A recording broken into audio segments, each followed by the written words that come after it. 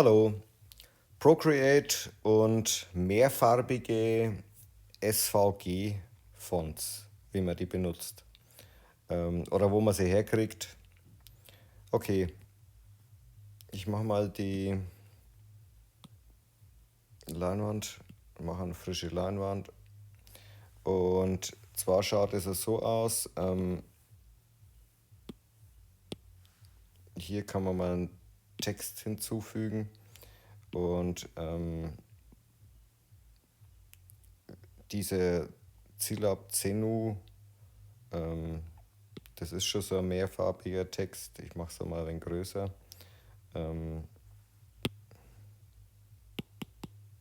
Der schaut so aus. Und was haben wir noch alles?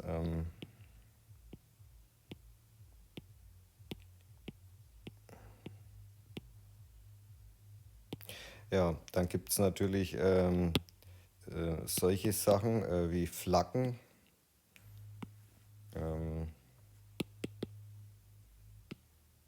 Das kann man nutzen. Oder das gibt es natürlich in andere Flaggen auch.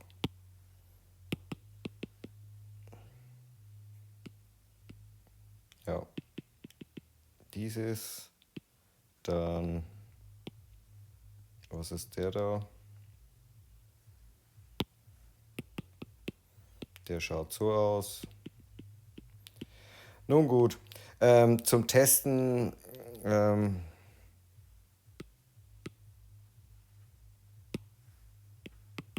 Test. So, wo kriegt man die Sachen her und wie funktioniert's? Auf Fontspace kann man hier einfach nach Color suchen, oben hier. Und dann kommt man auf diese farbigen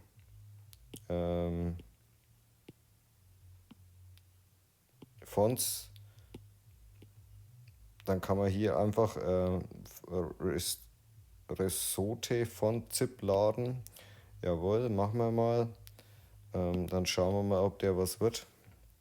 Der landet dann im Download-Ordner. Kann man dann entpacken. Ich lösche bloß die anderen.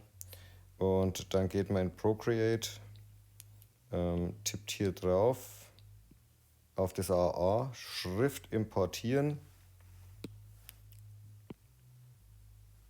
Dann ist hier dieser Resote und der hat jetzt hier 3 Schrifttypen. Also ich tue mal alle 3 rein. Einmal, zweimal, dreimal.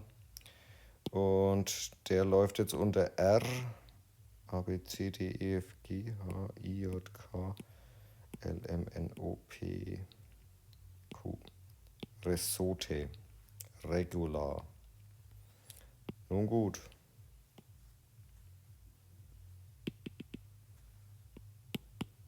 So schaut der aus. Und der andere, nein, das ist der da. Wir müssen umschalten.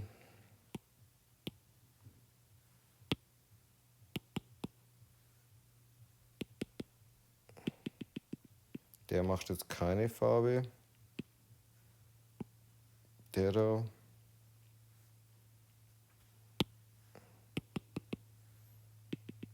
Der ist auch nicht farbig. Und der. Ja, das war jetzt leider ein Griff ins Klo mit diesem Farbpinsel. Farbpinsel sage ich schon. Mit diesem farbigen Pinsel.